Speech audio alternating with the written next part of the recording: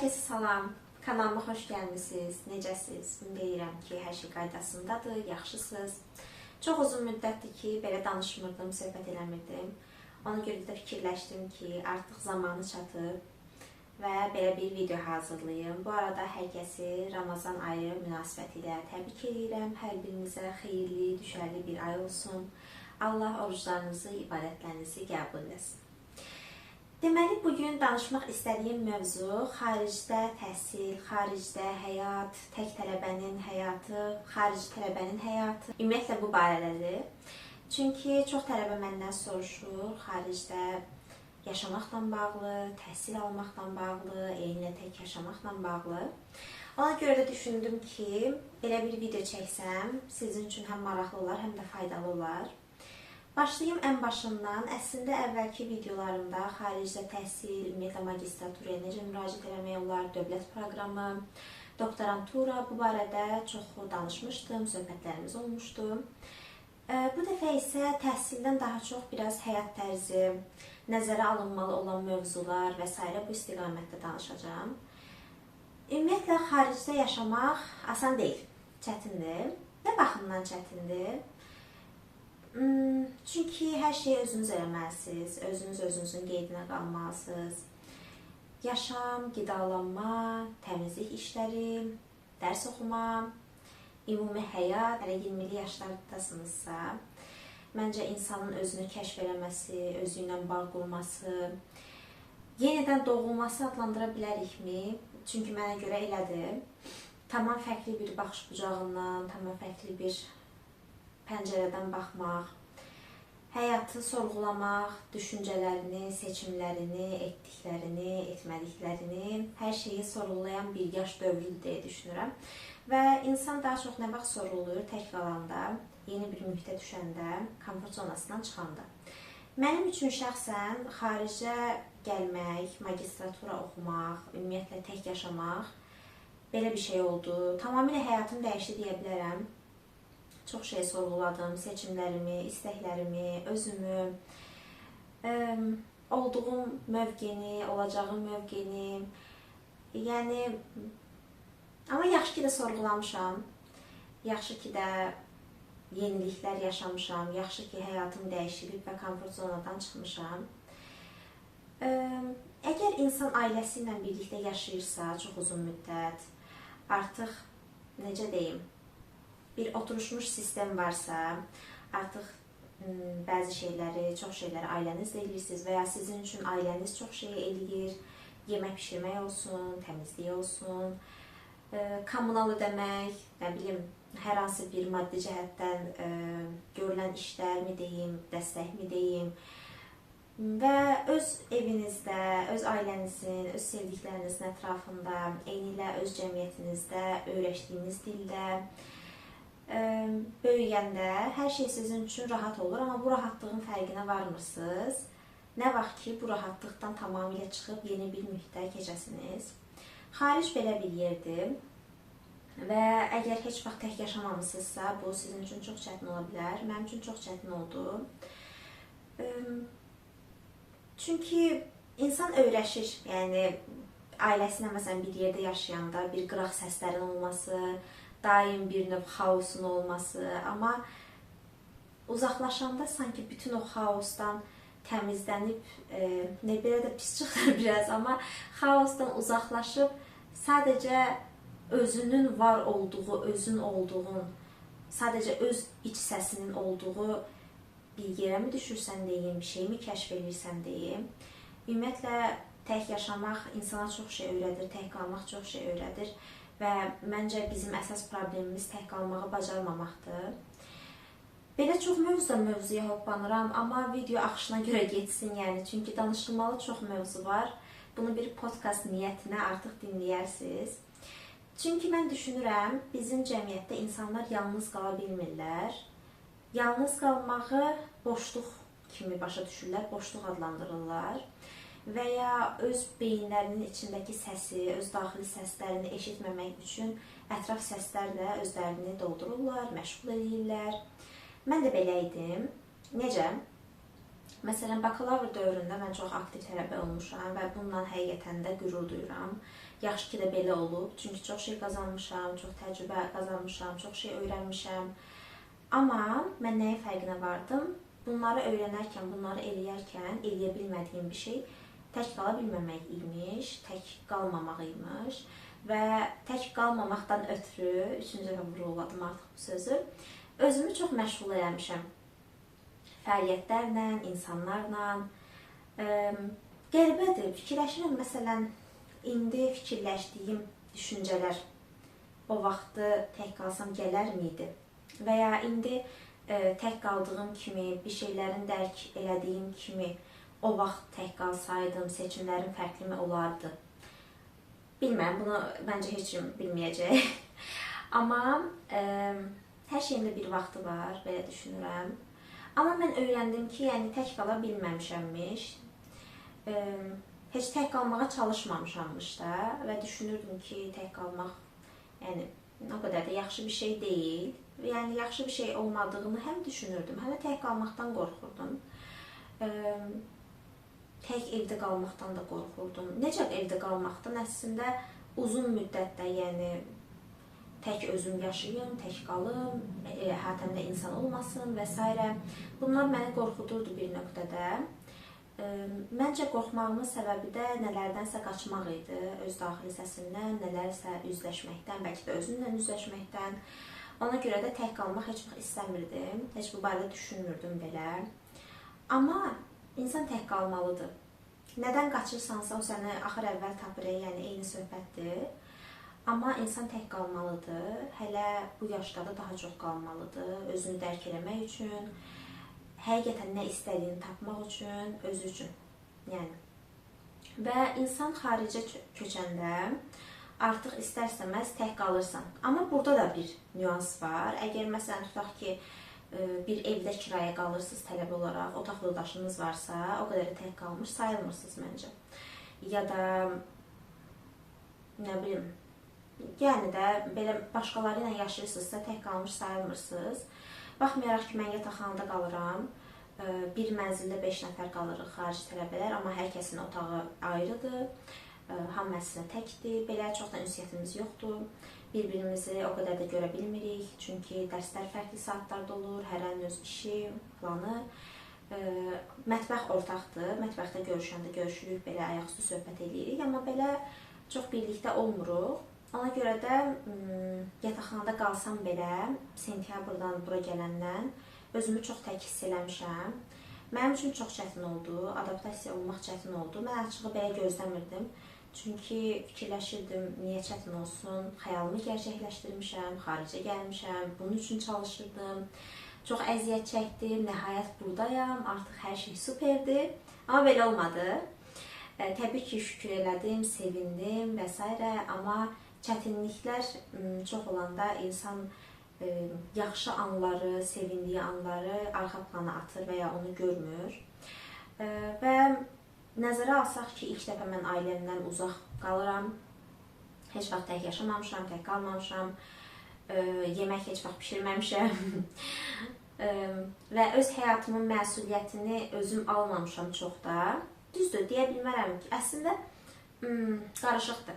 Məsələn, mən ailəmlə yaşadığım müddətdə tam onlardan asılı da olmamışam. Nə baxımdan? Həmişə çalışmışam ki, öz həyatımla bağlı olan qərarları özüm verim, özüm üçün bir yol çəkim həyatda, öz məqsədlərim üçün addımlayım. Bu başqa, yəni bu baxımdan özümü şanslı hesab edirəm. Amma tək yaşamaq, tək qalmaq, artıq onun məsuliyyətlərini, yəni mən bilmirdim. Ona görə də bu mənim üçün yeni oldu. Ən əsası da çox məni qorxudan yemək pişirmək idi. Yemək pişirməkdən heç xoşum gəlmirdi. Bakıda pişirirdim evdə, biraz, çox az, nadir hallarda. Yaxşı da alınırdı, əlinin ləzzəti də var. Amma çox da bəyənmirdim, həzz almırdım. Amma artıq yemək pişirməkdən həzz alıram, xoşum gəlir, eləyirəm. Sonra dil baxımından əslində o qədər də əziyyət çəkmədim. Düzdür, nəzərə alanda ki, Şotlandiyanın aksenti, xüsusilə Glasgow-nun aksenti çox fərqlidir. Başa düşmək çətin olur. İlk başlarda çətinlik yaşadım, amma dillə bağlı mənim elə də problemim olmadı açığı. Ona öyrəşdim. Əsas mənim problemim o oldu ki, tək çox qaldım otaqda. Mən həmişə bir də bacım olduğuna görə biz bacımla otaqda həmişə bir yerdə böyümüşük, bir yerdə yatmışıq və tək oldum. Ona görə də artıq otaqda özümün tək qalması, tam sakitlik, heç kim yox, mənə qəribə gəlirdi. Amma ona da öyrəşdim. Yəni insan onsuz da hər şeyə öyrəşir. Amma əsas olan məncə tam öyrəşmək də deyil, bir nəticə çıxartmaq, dərs çıxarmaq, bir yol çəkməkdir insan özünə. Ona görə də bu 5 ay, 5 ay sentyabr, oktyabr, noyabr, yanvar, fevral, 5 aydır ki buradayam. Bu 5 ay mənim üçün çox fərqli, çox dəyişikliklərlə dolu, çox şey yaşadığım bir aylar oldu. Hələ önümdə yenə də bir 6-7 ay var. Səbirsizliklə gözləyirəm ki, nələr yaşayacağam, nələr olacaq. Çünki özümə də maraqlıdır. Sanki dizinin yeni sezonunu gözləyən kimi öz həyatımın da yeni aylarını gözləyirəm. Və özümü həqiqətən böyümüş hiss edirəm. Özümü yetkinləşmiş hiss edirəm. Yetkinləşmiş, belə bir söz var. Yetkin. Yetişmiş meyvə kimi. Nəysə, özümü yetkin hiss edirəm. Artıq 22 yaşım var. Mamamın 22 yaşı olanda mən var idim. Amma indi dövr dəyişib. 22 yaşım var. Magistraturada oxuyuram. Xaricdəyəm, Şotlandiyadayam. Təkəm. Çölə çıxanda hamı ingiliscə danışır. Qəribə bir ləhcə ilə. Belə deyəndə özüm bir fərqinə varıram. Mən anidən ki, yaşayıram belə günlərlə, yatıram, dururam, universitetə getmə və s. Amma o fərqindəlik həmişə olmur. Belə yenidən bir fərqinə vardım ki, oturmuşam hal-hazırda podkast çəkirəm sizlə. Belə. Və bura gəldiyim üçün xoşbəxtəm. Bura gəlmək periyodum o qədər çətin oldu ki, bunu məncə bilirsiniz artıq. Videolarda danışmışam. O magistraturaya qəbul olana qədər bütün prosesləri bölüşmüşəm sizlə. Amma həqiqətən çətin oldu. Həqiqətən çox çətin oldu. Nəysə, bu qaldı arxada. Amma hər işdə bir xeyir var. Hər çətinlikdə bir aydınlıq, bir rahatlama var. Buna inanıram. Və həqiqətən də elə oldu, olur. Hamı üçün də hər şeyin ən xeyrlisi olsun. Mən həmişə bunu arzulayıram. Çünki kimsə üçün doğru olan, xeyirli olan sizin üçün doğru olmaya bilər. Bunu nəzərə almaq lazımdır. Əsas da, məsələn, otururuq biz, videolara baxırıq, başqalarının paylaşımlarına baxırıq. Ən sadə bir nümunə tutaq ki, gün ərzində öz planlarımızı qaydası ilə eləmək. Baxırıq ki, məsələn, hər kimsə durdu səhər saat 6-da, suyunu içdi, idmanını elədi, duş aldı, qaçmağa getdi, nəsə yerlərini biraz səhv demiş ola bilərəm. Dərs oxudu, nə bilim, işinə getdi, universitetinə getdi və s. Və biz də bunu eynisini eləməyə çalışırıq, amma görürük ki, yox, alınmadı bu bizlə. Bizim həyat rejimimiz buna uyğun gəlmir və motivasiyadan düşürük, fikirləşirik ki, yox, biz yaxşı deyilik, biz onlar kimi eləyə bilmirik. Motivasiya almaq başqalarından, ilhamlanmaq çox yaxşı bir şeydir. Amma kiminsə, yenə dediyim kimi, kiminsə həyat tərzi sizin həyat tərzinizlə üst-üstə düşməyə bilər ki, düşmür də zaten. Yəni sizin tamamilə fərqli bir həyatınız, tamam fərqli ailə dinamikanız, fərqli planlarınız, rejiminiz ola bilər, yuxu rejimi məsələn və başqasına elədiyini eynisini eləməyə bilərsiniz. Əsas olan odur ki, öz yolunuzu tapasınız. Ən əsası budur. Yəni, əslində mən bu videonu çəkməkdə məqsədlərimdən biri də odur ki, sizə deyim ki, öz yolunuzu tapın, öz yolunuz üçün çalışın. Başqalarının elədiyini eynisini eləməyə çalışmayın. Çünki eləyə bilərsiniz, amma sonradan dərk eləyəndə ki, ayda bu mənim istədiyim deyildi. Bu filan kəsin elədiyi idi, onda gec ola bilər. Heç nə üçün gec deyil, amma hər şeydə öz vaxtında gözəldir. Bu sözü biologiya hazırlıq müəllimi Azər müəllim deyərdi.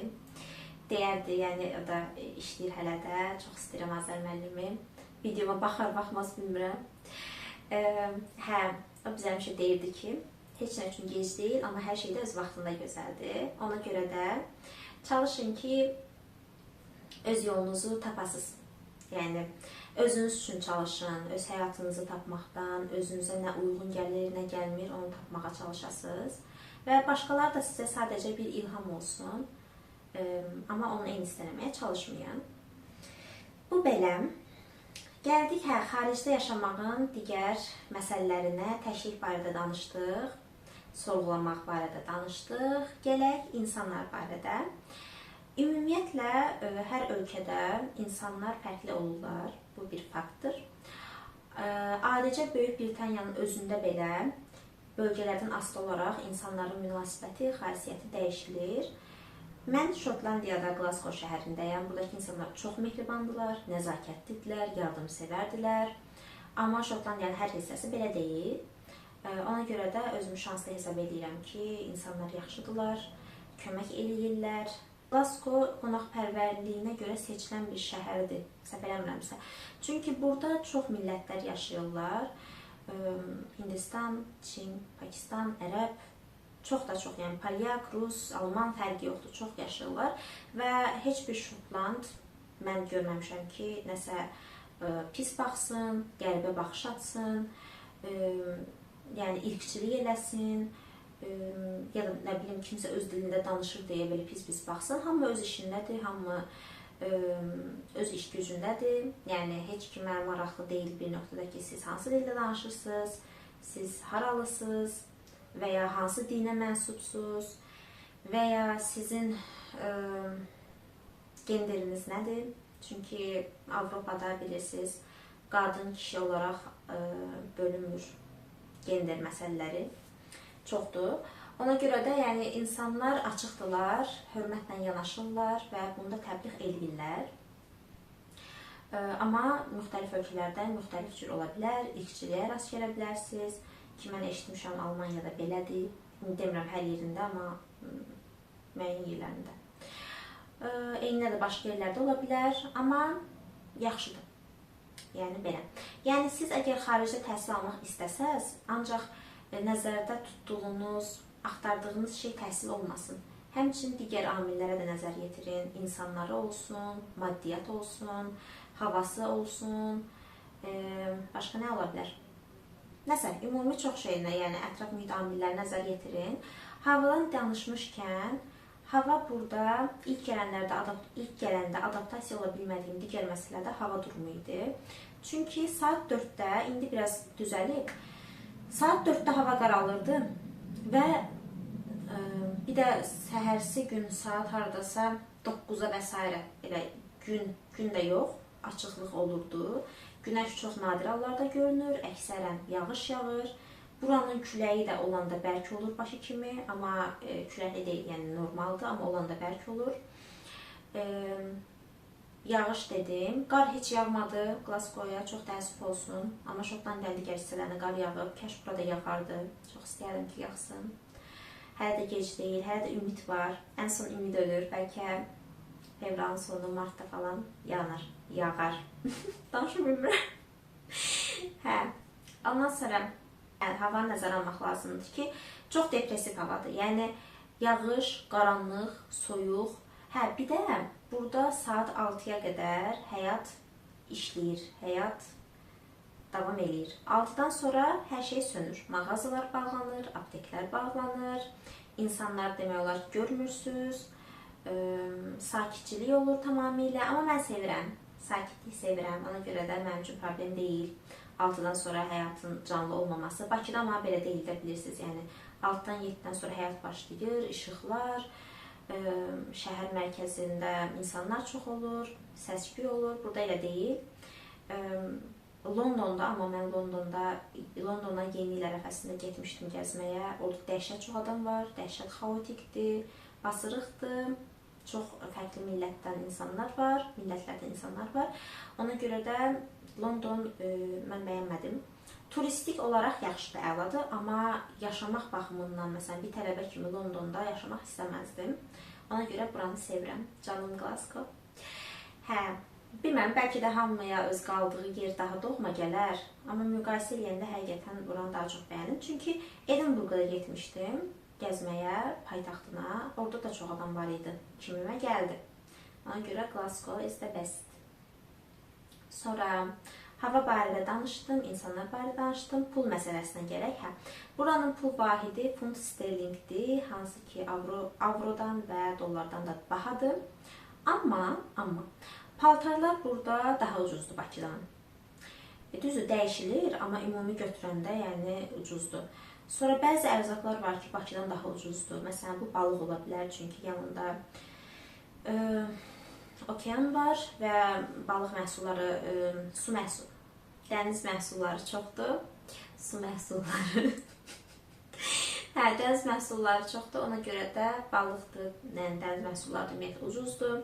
Avokado ucuzdur, badam südü, yulaf südü və s. bunlar ucuzdur. Bakıda çox bahaydı bunlar.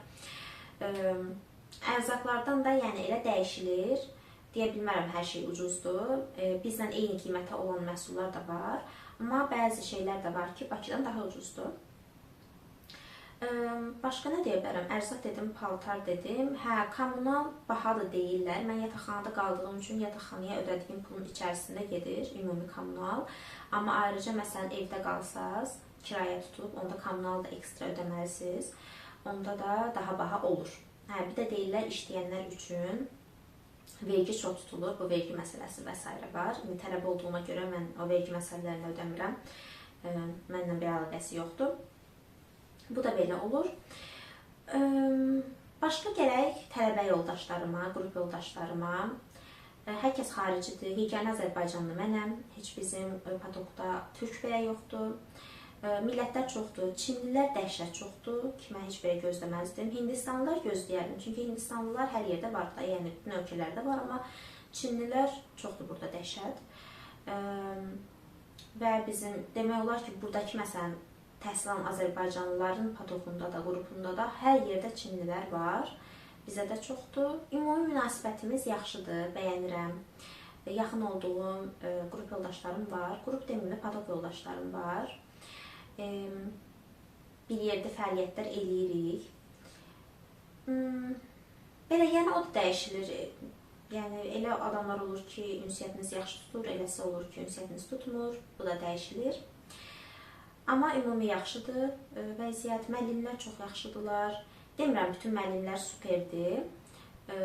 Yaşlı müəllimlər də var. Dərs keçməklərini o qədər bəyənmədiklərim də var. Yəni xaric o demək deyil ki, hər şey dörd dörtlükdür, mükəmməldir. Yox, belə deyil. Ona görə də dəhşət gözlənti çox qurmayın. Təbii ki, Azərbaycanla müqayisədə ictimai səhiyyə burada inkişaf elədiyinə görə, epidemiologiya, tədqiqat inkişaf elədiyinə görə və bu sahədə də çoxlu professorlar, müəllimlər yetişdiyinə görə daha yaxşı müəllimlər, professorlar var və təhsil daha yaxşı almaq olur. Eynilə materiallara çıxış çoxdur, mənbələr çoxdur. Bu cəhətdən çox yaxşıdır. Amma gözləntinizi doğrultmayan müəllimlər də olur ki, bu da normaldır. Amma ən sevdiyim mənim mühit odur ki, tələbələr üçün həqiqətən çox yaxşı bir mühit yaradıblar. İstər tələbənin psixoloji sağlamlığı olsun, fiziki sağlamlığı olsun, çox qeydlərinə qalırlar. Universitetdə bununla bağlı resurslar var. Əgər özünüzü pis hiss edirsinizsə, depressiyadasınız və s. danışa bilərsiniz, onlayn konsultasiya ala bilərsiniz, ödənişsiz. Yəni universitet bununla bağlı çox tələbələri düşünür, dəstək göstərir. Eynilə məsələn, kitabxanada hər hansı bir resurslara çıxışınız olsun, çıxışınız zaten var, amma hər hansı bir resursla bağlı köməyə ehtiyacınız var və ya dissertasiya və s.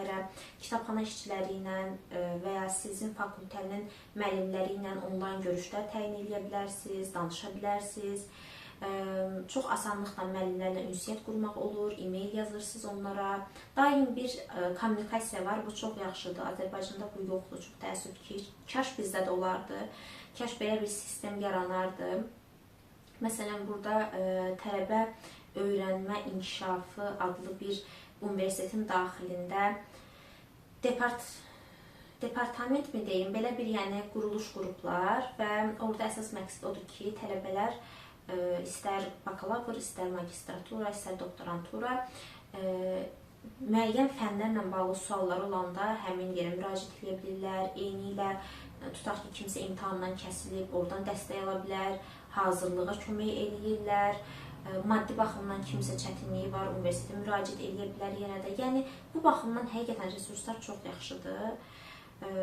Yəni, çox yaxşı şərait yaradılır Mən çox istəyirdim Azərbaycanda da bunlar olsun, qurulsun. Yəni tələbə yönümlüdürlər, çox kömək edirlər, çox dəstək olurlar. Bilmirəm bu hər universitetdə belə olarmı deyə, amma burada çox yaxşıdır vəziyyət. Başqa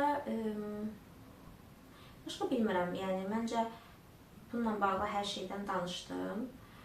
Yəni sözüm ondadır ki, əgər siz xaricdə təhsil almaq istəyirsinizsə, araşdırırsınızsa, yalnız baxmayın oranın təhsilinə, həmçinin insanlarına baxın, ümumi rəylərə baxın, hava şəraitinə baxın, həyata baxın, canlıdır, sönükdür, neçə qədər davamlı bir həyat var, sonra bəlkə buradakı kimi 6-dan sonra həyat sönür, ya da nə bilim, yaşamaqla bağlı, maddiyyatla, yəni hər şeyi nəzərə alın. Çünki elə adam var ki, məsələn, Bakıda indi canlıdır da həyat, o sevir o həyatı. Məsələn, belə gəlib ürəyi sıxılar, istəməz, onda nəzərə almaq lazımdır. Yəni bu şeyləri nəzərə alın mütləq. Bu videonun yəni əsas çəkmək məqsədim mənim o oldu ki, xaricdə yaşamla bağlı çox suallar gəlirdi mənə, tələbələr maraqlanırdılar. Və mən də onların suallarına cavab məqsədi ilə belə bir video çəkdim. Bilmirəm bütün sualları cavabladım mı, bilmirəm sizə nə dərəcədə faydalı olur və ya olacaq. Amma hər hansı əlavə sualınız da varsa, onları cavablamağa. Mən niyə belə qrammatik səhvlərlə danışıram, belə bir Azərbaycan təcrübəm. Nəysə, o sualları da cavablandırmağa hazıram. Səsim belə get-gedə yavaşlayır, bir yatmaq fazasına keçid edərmişcəsinə bir səsim yavaşlayır, amma nəysə bir enerjik sonluqla bitirim. Uzun sözün qısası, 20'li yaşlar çox gözəl yaşlardır. 20'li yaşların qədrini bilin, özünüzə zaman ayırın, özünüzlə yaxşı davranın, özünüz sözünü hər dəfə istifadə edəcəm.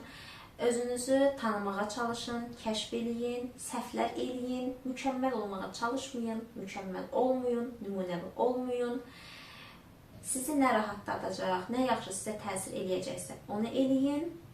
Sağ olun, görüşənə dək. Təşəkkürlər videoma qulaq asdığınıza görə və son olaraq bir təbliğat da eləmək istəyirəm ki, su içməyi unutmayın. Töküldü bu da. Bu arada bir dənə də haşiyə. Mən normalda bu plastik butulkalarda su içmirəm, almıram. Burada su içməlidir, ona görə də krandan su içmək olur. İlk gələndə onunla bağlı da bir travmalarım var idi. Krandan su içəndə qəribə hiss etdim özümə, amma sonra onu da öyrəşdim. Bu plastiklərə yox deyək. Mən iftara getmişdim, oradan bizə plastik butulkada su verdilər də. Amma normalda mən plastik istifadə eləmirəm, çünki özümün su qabı var və həmin su qabından krandan doldurub içirəm. Su çox için. Su çox önəmlidir.